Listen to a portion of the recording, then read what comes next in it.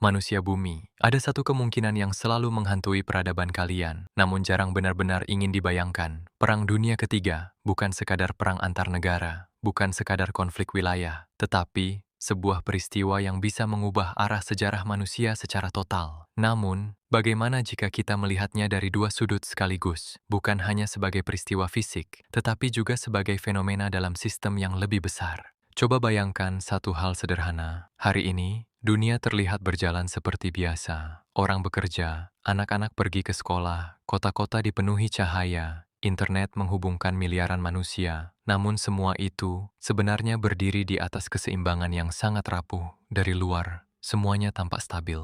Namun di dalam sistem, variabel terus bergerak. Ketegangan antar negara, persaingan kekuasaan, perlombaan teknologi, dan satu variabel yang selalu berulang sejak ribuan tahun lalu, konflik. Jika Perang Dunia Ketiga benar-benar terjadi, fase pertama yang runtuh bukanlah bangunan, tetapi sistem. Sistem komunikasi mulai terganggu, internet terputus di banyak wilayah, satelit menjadi target, jaringan global yang selama ini terasa tak tergoyahkan, tiba-tiba kehilangan strukturnya. Dunia yang dulu terasa satu, berubah menjadi fragmen-fragmen terisolasi, seperti sebuah server besar yang kehilangan koneksi antar node-nya. Namun itu baru permulaan, karena ketika sistem runtuh, yang muncul setelahnya adalah sesuatu yang jauh lebih mendasar, kepanikan.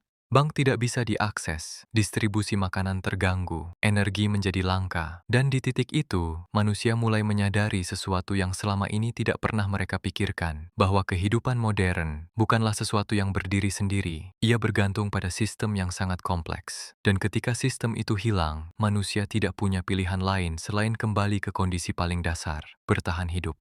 Namun dari sudut pandang yang lebih dalam, inilah momen ketika topeng sistem mulai jatuh. Status sosial tidak lagi berarti, uang kehilangan kekuatannya, identitas buatan mulai runtuh, yang tersisa hanyalah kesadaran mentah manusia. Dan disinilah sesuatu yang sangat menarik terjadi. Sebagian manusia akan berubah menjadi lebih agresif, karena sistem yang selama ini menahan sisi gelap mereka sudah tidak ada. Namun sebagian lainnya justru menunjukkan sisi paling mulia dari kemanusiaan. Karena dalam kekacauan, mereka melihat sesuatu yang sebelumnya tidak pernah mereka lihat, bahwa dunia ini selalu berdiri di atas ilusi stabilitas. Lalu datang fase berikutnya. Jika senjata nuklir digunakan, maka ini bukan lagi sekadar perang. Ini adalah riset parsial sistem. Satu ledakan bisa menghapus satu kota dalam hitungan detik, tanpa peringatan, tanpa kesempatan. Dan jika itu terjadi dalam skala besar, langit akan berubah, debu dan asap menutupi atmosfer, sinar matahari terhalang, suhu bumi menurun drastis. Fenomena ini dikenal sebagai musim dingin nuklir. Tanaman tidak tumbuh, rantai makanan runtuh, kelaparan menyebar, seolah-olah sistem sedang mencoba menghitung ulang realitas.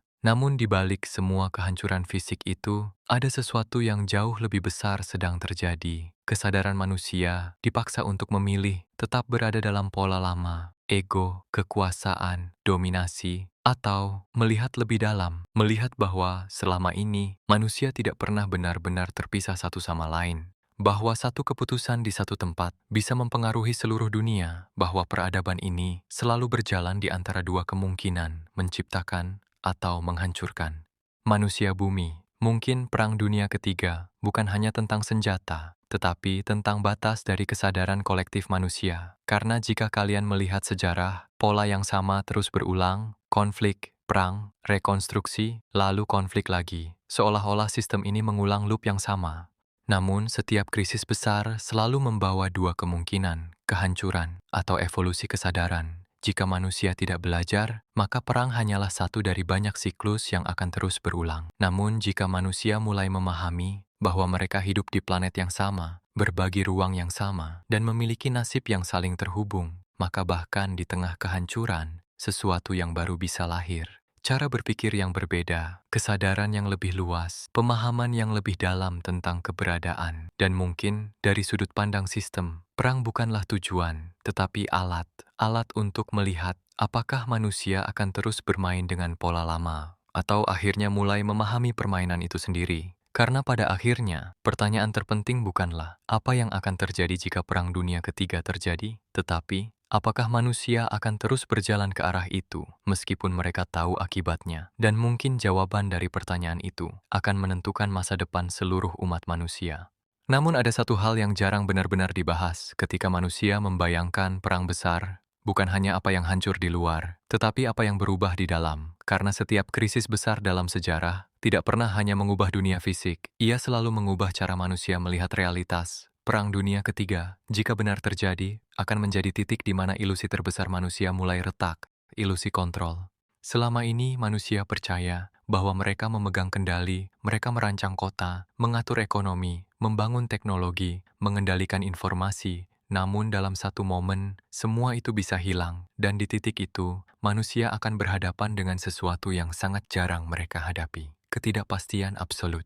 Tidak ada kepastian besok, tidak ada sistem yang menjamin keamanan, tidak ada struktur yang bisa diandalkan, dan justru disitulah kesadaran mulai diuji. Karena ketika semua yang pasti hilang, yang tersisa hanyalah cara manusia merespons. Apakah mereka akan jatuh ke dalam ketakutan, atau mulai melihat dengan lebih jernih?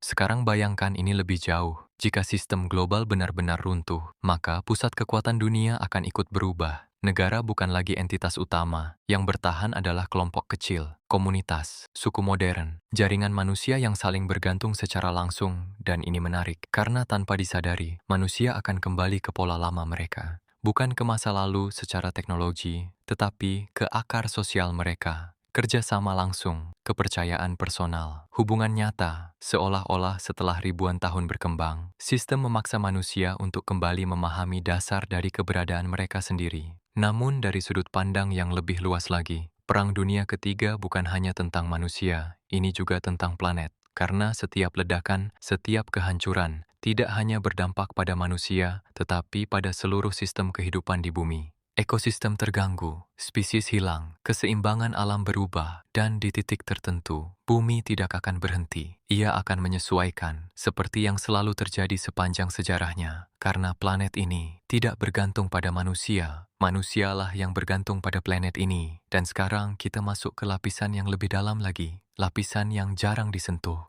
Jika kamu melihat ini sebagai sebuah sistem, maka perang bisa dilihat sebagai bentuk feedback, sinyal, bahwa ada sesuatu yang tidak seimbang, bahwa ada pola yang terus diulang tanpa disadari. Dan seperti sistem lainnya, jika ketidakseimbangan dibiarkan terlalu lama, maka koreksi yang terjadi akan semakin ekstrim. Dalam skala kecil, itu adalah konflik. Dalam skala besar, itu adalah perang. Namun disinilah paradoksnya, perang adalah kehancuran, tapi dalam banyak kasus ia juga menjadi awal dari perubahan besar. Teknologi berkembang lebih cepat, struktur sosial berubah, cara berpikir manusia berevolusi, seolah-olah dalam kehancuran ada potensi untuk riset arah. Namun pertanyaannya adalah, apakah manusia harus selalu menghancurkan sesuatu terlebih dahulu untuk bisa berubah? Karena jika kita jujur melihat sejarah, banyak pelajaran terbesar manusia lahir dari rasa sakit, dari kehilangan, dari kehancuran, dari krisis. Seolah-olah manusia baru benar-benar melihat ketika mereka tidak punya pilihan lain selain melihat. Jadi mungkin Perang Dunia Ketiga bukan hanya ancaman, tetapi juga cermin. Cermin yang memperlihatkan siapa manusia sebenarnya ketika semua yang mereka miliki hilang. Apakah mereka tetap manusia atau menjadi sesuatu yang lain? Dan di titik ini, kita sampai pada satu pertanyaan yang jauh lebih dalam. Jika manusia tahu semua ini, jika manusia mengerti konsekuensinya, jika manusia bisa melihat kemungkinan kehancuran yang begitu besar, lalu mengapa kemungkinan itu masih ada? Mengapa arah itu masih terus terbuka? Mungkin jawabannya sederhana, karena kesadaran manusia belum sepenuhnya selaras dengan pengetahuan mereka. Mereka tahu, tapi belum benar-benar memahami. Mereka mengerti, tapi belum benar-benar sadar. Dan mungkin seluruh sistem ini, seluruh sejarah, seluruh konflik yang terus berulang, bukan hanya tentang bertahan hidup, tetapi tentang satu hal, belajar melihat, belajar memahami, belajar melampaui pola lama. Karena pada akhirnya, perang terbesar bukanlah yang terjadi di luar, tetapi yang terjadi di dalam manusia itu sendiri, antara ego dan kesadaran, antara ketakutan dan pemahaman, antara kehancuran dan penciptaan, manusia bumi. Jika suatu hari kalian benar-benar berada di ambang Perang Dunia Ketiga, maka mungkin itu bukan hanya akhir dari sesuatu, tetapi juga awal dari pertanyaan yang belum pernah kalian jawab sebelumnya.